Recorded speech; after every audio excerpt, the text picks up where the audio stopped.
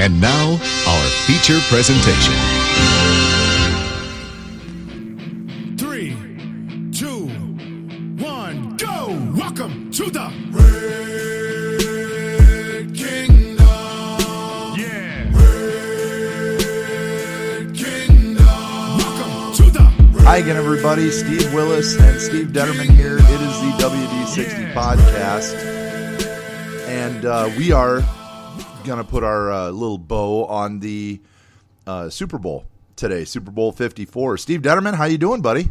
I am doing great. I know I'm not doing as great as you are following that Super Bowl. Hey, congratulations to your team. You had it from the beginning. Well, I don't know if I'd had it from the beginning. I think if you look at the Chiefs' playoff run this year, they hadn't had anything from the beginning besides having to come from behind on every game. So yes, yeah, and the thing is that they showed it. It's a full game. You know, you play 60 minutes, and they played full 60 in every game. Oh, absolutely. And they had to use all those 60 to do it. And I tell you, this was one of the most exciting games I've seen in a while. I think it was nice because we saw two teams we hadn't seen in a while. Kansas City in a long time, 50 years. San Francisco had been a while. They had a lot of down years between the last time they'd made it there. So it was nice to see something different. And it was nice to see two young, strong teams getting in there and watching them go back and forth at each other. Oh, yeah, it was fantastic to see two teams that we haven't seen in a while. I mean, not to parrot you, but that's exactly what it was. And the vast majority of the people that watched this game watched it for that reason. They were like, "Oh my gosh, this is, it's not the Patriots. It's not, Philadelphia. It's not, a perennial playoff team on either side." And while the Chiefs have gone to the playoffs, I should say they haven't made it this far. They made it to one AFC Championship game, lost it since the early 90s. So it's been a long time coming for both teams, and it was a great game. It really was. Yeah. And San Francisco came out on fire, and then the Chiefs, did the magic that the Chiefs did in the fourth quarter. We all saw that. Yeah. And I don't know if you can say they came out on fire. I mean, that first half was pretty even. It was just the third quarter that they just, I guess you're right. Dominated that third quarter. Yeah, I guess that's probably the best way to put it. After the half. Yeah, the first, what the first half reminded me of? It reminded me of a prize fight where you have two really good boxers that are trying to feel each other out. And then about the fifth round, the fifth round is when you see, one or the other decide, okay, now it's time to take my shot. This is what I'm going to do. And that was exactly what we saw is, coming out after the half, all of a sudden the 49ers said, okay, we're going to start taking our shots here. We're going to start dominating. We're going to start doing things defensively to try and pressure Kansas City. And we're going to see if they can, overcome this. And obviously they did. So it was fantastic. It was like a big prize fight in the beginning. It was almost like you could see the nerves, but I mean, because a couple of the passes that both Garoppolo and Mahomes threw right off the bat, I mean, they'll just go, wow, ooh, someone's tight, and you could see that, but it was just like it was a battle. I mean, they went at each other, and it was like, you go, hey, all right, Kansas City's got the momentum. Oh, wait, no. San Francisco's now got the momentum. And you get to the half, and you go, okay, 10-10. Okay, this is where we need to be. We're going to decide it in the second half. And then San Francisco just came out and just said, we're going to smash it. And we're going to smash it at you. We're going to come at you, and we're going to make you beat us. And through the third quarter, boy, I tell you, San Francisco looked like they were just dominant, that it was going to be their night. And then all of a sudden the fourth quarter came, and I'll let you take it from there, because this is all about you, buddy. Oh yeah. And with 7 minutes left to go, what did the Chiefs do? Exactly what they've done the entire postseason. They decided, and it all started on that 3rd and 15 play where Patrick Mahomes hits Tyreek Hill for a 44-yard shot to bring things in. The play play that has now been put into Madden football, which is awesome. Was it that a fourth down play? Because I thought on the third down, because the play before they had the pass that got overturned. No, that was 3rd and 15. It was third.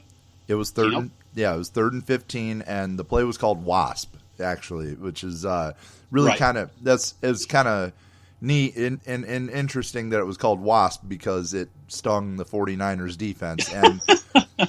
And and what's really funny is you could kind of see the look on the DB's faces when that happened. They just kind of all looked at each other like, oh snap, they can hit us deep. And because they weren't doing it the entire game. No. And then all of a sudden, here it comes. And then what happened next? One right after the other. Travis Kelce, It wasn't a catch. It would have been if it wasn't pass interference. But, you have Travis Kelce on a deep shot, caused the pass interference to get him 1st and goal on the 1. And then on the next drive, Sammy Watkins with a 39-yard grab, right over the head of Richard Sherman. Very well played route by Sammy Watkins, by the way, to beat Sherman off the line.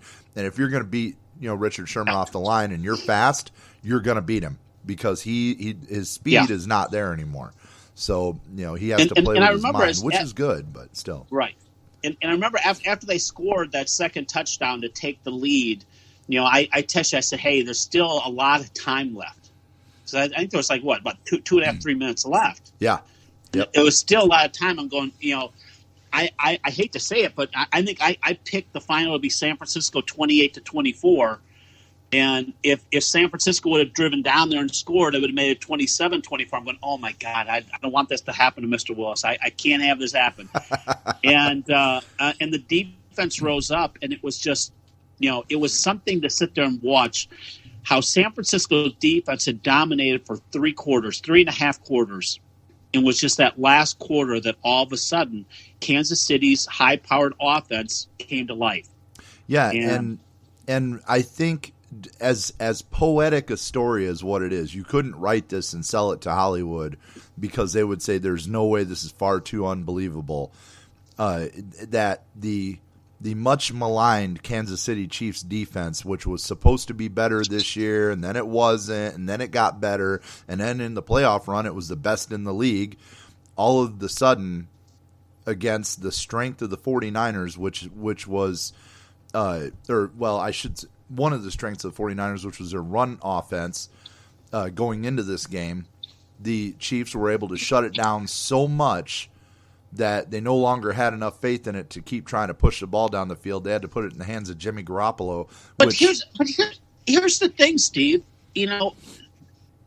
San Francisco still gained well over 5 yards per carry. They just went away from it. And they did, and it wasn't because of the average. If you look at the plays, here was the San Francisco running plays in the second half. You had 11 yards, 9 yards, 0 yards, 1 yard, 0 yards, -1, 5 yards, -1, 0 yards. The second half, the Chiefs' defense figured out how to stop the run against San Francisco. But you still only ran the ball, 7, 8 times in the second half? Yeah. They only ran the ball 20 times for the game. Yeah, because it wasn't working in the second half. They had a couple of good break-off plays, but for the most part, their run offense was getting bottled up. I mean, I still think that they moved away, and that we talked a little bit about that. When you're up 20-10 and you're halfway through the fourth quarter, this is a game that as a Packer fan, you go back to Mike McCarthy blowing against Seattle. Right. You just don't you don't have confidence in what you do. Well, I think. Go ahead.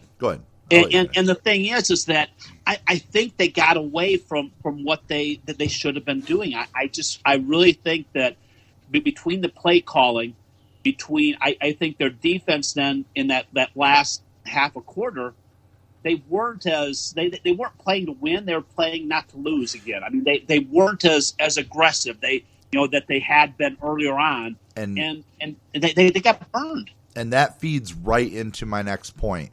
I really think a lot of this goes back to the mentality that Kyle Shanahan had at the end of the first half when he was talking about, well, we don't, why didn't we call timeouts and why didn't we salvage the clock? Because if we go 3 and out, we're going to have to put it back in the hands of the Kansas City Chiefs, and we don't want to do that with that offense. Well, if you're in the end of the game, even with a lead, if you're worried about giving the ball back over to the Chiefs offense, then your head is in the wrong spot. Right. Oh, I agree. You should be thinking about, let's go step on their throat. Let's go put more points on the board. And instead, you're all about, well, we have to make first downs because we can't give the ball back. And oh God, what are we going to do if we give the ball back? Well, guess what? You gave the ball back. Yeah. And I think, at that time, what you need to do is you need to, go into the psyche of Doug Peterson when he was there with Philadelphia with some of the plays he called that you just, the pass to the quarterback and fourth down plays and things like, he showed you that, hey, this is the game. I don't have another week. I don't have a couple other weeks to come back for this one. I got to do everything now. And I think that Kyle Shanahan lost sight of that. Hey, I don't want to call the timeouts. Why? Why are you not going for a score? Why are you not trying to put points on the board? And you could see that, in the third quarter, he ran the third quarter so well, and all of a sudden in the fourth quarter, I think he got to that same mentality again. It's like, I don't want to lose this game. Right. It wasn't I want to win this game. I don't want to lose this game. And in that mentality, it just set everything up for Kansas City, and they took advantage of it. And, you got the final score of 31-20. Right, and that's exactly, that's exactly it, I think, is that Kyle Shanahan decided that he was so concerned about losing that he allowed his team to lose. Now, a lot of the heat has been put on Kyle Shanahan, and deservedly so. He's the head coach, the captain, goes down with the ship.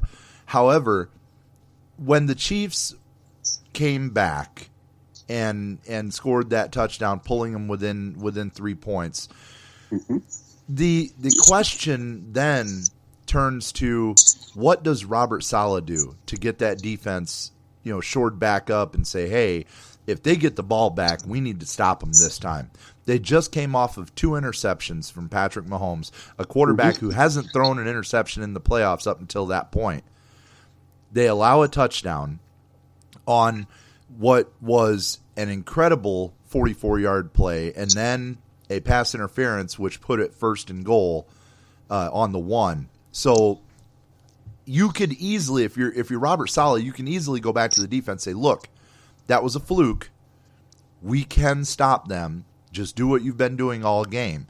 Instead, what happens? The Chiefs have pushed past the defense one more time and go up another score. And then, of course, the icing on the cake is Damian Williams with his 29-yard run for a touchdown.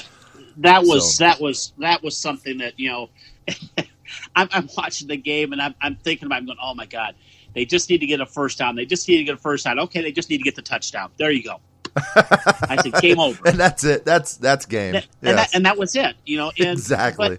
But it was. I mean, you watched two tails of that San Francisco defense. It was a defense that sacked Mahomes 4 times during the game, but all of that came early, and a lot of it through the third quarter. I mean, they just. I mean, it was a dominant defensive effort, and then all of a sudden, it's like they forgot how to play defense. They forgot how to do what they do that got them there.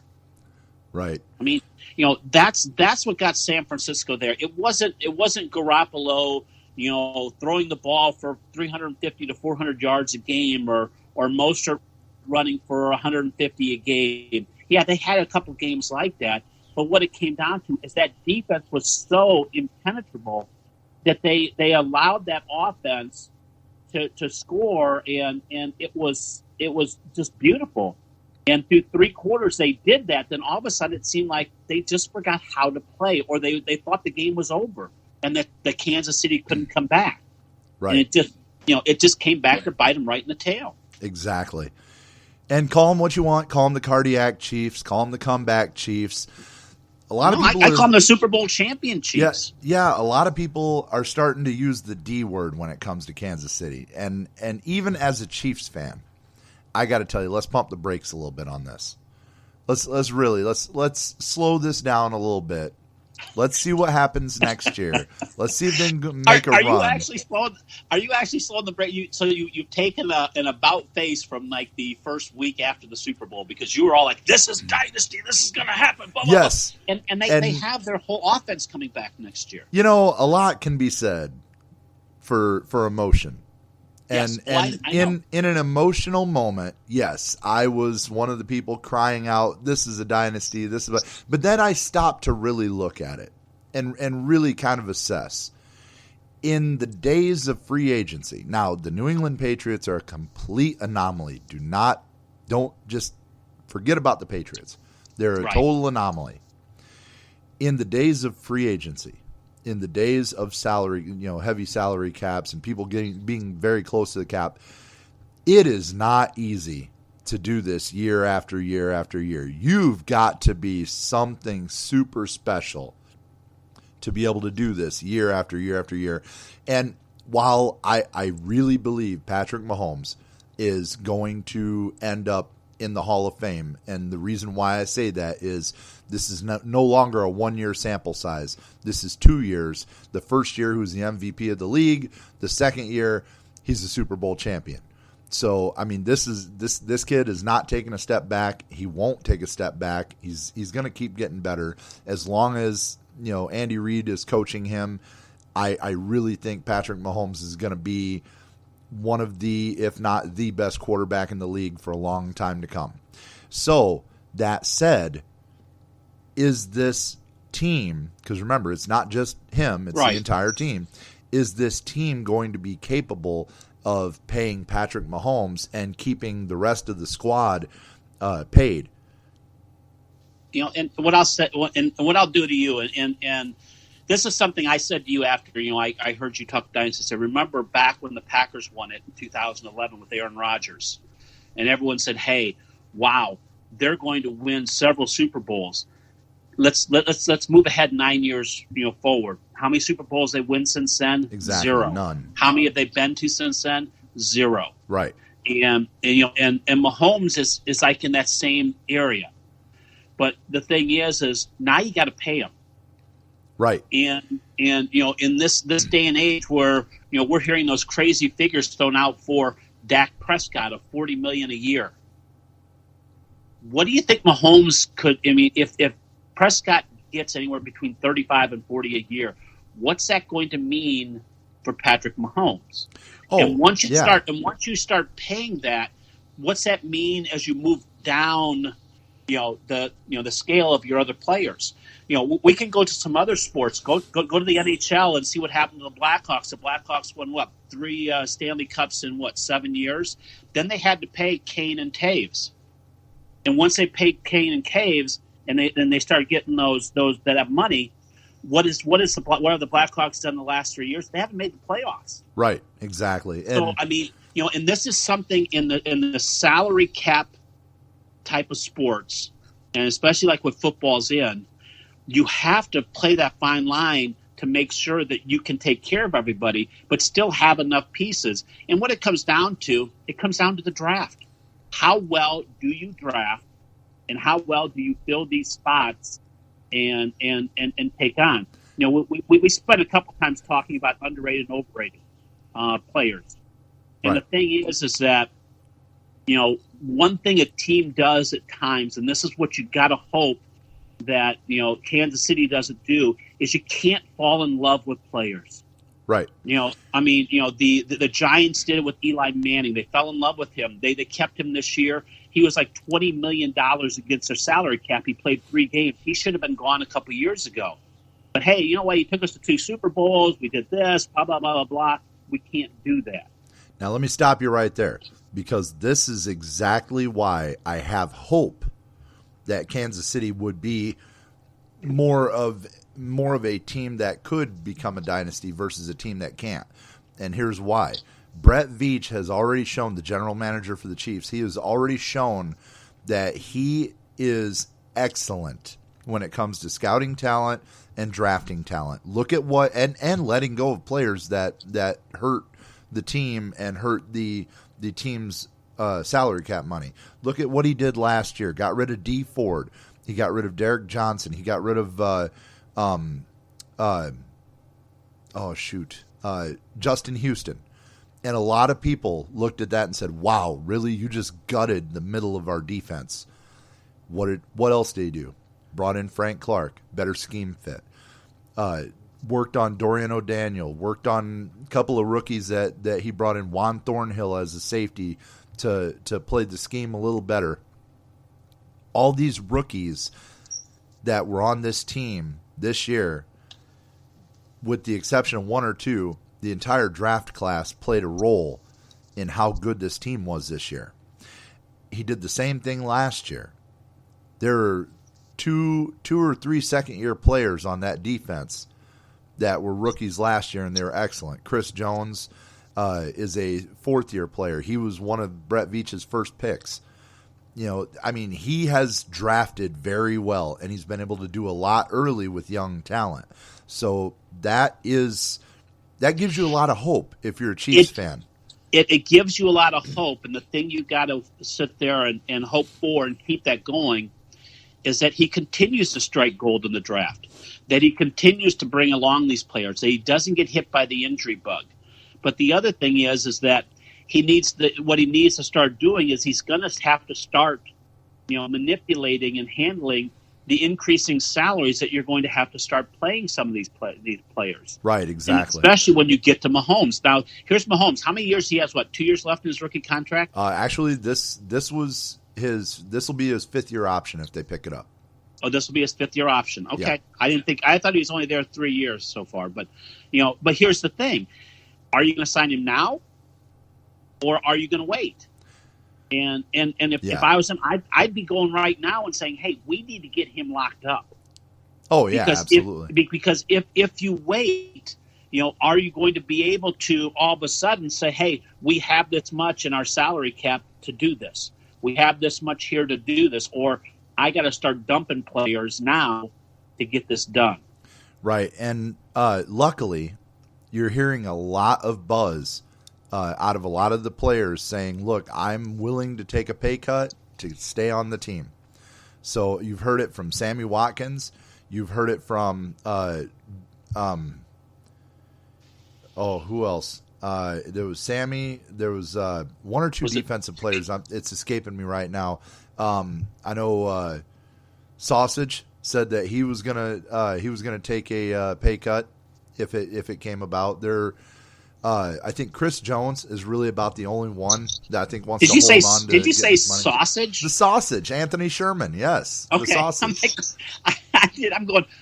Who is the Sausage, man? Come on, you know who Anthony Sherman is. You know the Sausage. Come on, you've never listened to Mitch Holtis call a game. Come on. No, I haven't. So see, I've missed my life. I've not. You are missing out, boy. You are missing out. Come on.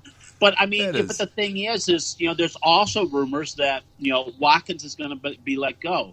That they're going to go ahead and they're going to let go, some of these defensive guys. Chris Jones being one of them. They're going to let them go out. And when you do that, and when you start losing a couple of these pieces. And you go, well, we got other pieces to come in. It's not only what their talent brings in, but what do they bring in within the clubhouse? But also, what does it say when you aren't signing these players to the other team, to the rest of the teammates? Hey, he had a great year, and we let him go. What's that mean for me? Well, luckily, the culture in Kansas City is one of we're winning, but at the same time we're all in this together, and everything is team oriented. It's team this, team that. Individuals. As the old adage goes, the name on the front of the jersey is more important than the name on the back of the jersey, and all this stuff. So that really helps out a lot. But I still hear what you're saying. Yeah, and that's all well and done, and that's good and everything else. But besides New England, maybe one team that has been consistent year after year after year for multiple years. Oh, I hear you. Of maintaining. I hear you. You go, okay, well, Pittsburgh did it for a while, then they dropped down. Okay, you go, Denver did it for now. Look where they're at. Indianapolis was there for now. Where are they at? Indianapolis was one of those teams that they seemed to be able to get it figured out a lot for a lot of years with Peyton Manning. I mean, really, Peyton Manning had one bad year, and then after that, I really think if the New England Patriots evaporated from the earth in the last decade, the Indianapolis Colts would be sitting on 3 or 4 Super Bowl rings. They really would, because look what stood in their way. The only thing that stood in the Colts' way was the New England Patriots. How many AFC Championship games between Tom Brady or divisional playoff games between Tom Brady and Peyton Manning? But you got to remember that the Patriots lost a couple of those. Oh yeah, they lost a couple of them, but they won the bulk of them. They did, but and the thing is, it's hard to sit there and say, but you have to be consistent though, year after year after year, right? And whereas Kansas City has been consistent here in the last couple of years. Right. Let's go back. Why has it been 50 years since they've been there? Right. I am not disagreeing with you at all. Definitely not. But what I'm saying is that it can be done. It's extraordinarily difficult, but it can be done. So it can be done, and this is a team that's set up to be that way. The problem is they've just got to be able to handle the salary cap, and they got to be able to handle the rising salaries that are going to be happening over the next 2 years. Well, so far, so good. So we'll see what happens in the next couple of years. This is a really fun team to watch. A fun team to watch. It's just it's enjoyment when you sit down and watch. You don't see too many stinker games. This is a team that's always competitive, and it's a joy to watch. Oh, absolutely, and hopefully they will be a joy to watch for years to come. Yeah. Now, and one other thing about this, Steve. Yeah. How much of a joy was it to watch Andy Reid finally cap off, his career, his illustrious career, and he's still going with a Super Bowl win. I mean, that's the one thing that I was probably the most excited about with this game. I can tell that you and I have done radio together for a lot of years, because that was exactly where I was getting ready to go. I was actually just getting ready to say that, as great as what it was, to watch the Chiefs win a Super Bowl, I think it was almost just as great to watch Andy Reid get his first Super Bowl. And you want to talk about a guy, 21 years as a head coach, that absolutely, this was the only glaring thing on his resume. Yeah. When you looked at it and said, is he a Hall of Fame coach? Of course he was a Hall of Fame coach, regardless if he would have won a Super Bowl. But now Hall of Fame is included every time you talk about it. Oh, this is 100% chance of him getting in the Hall on a unanimous decision.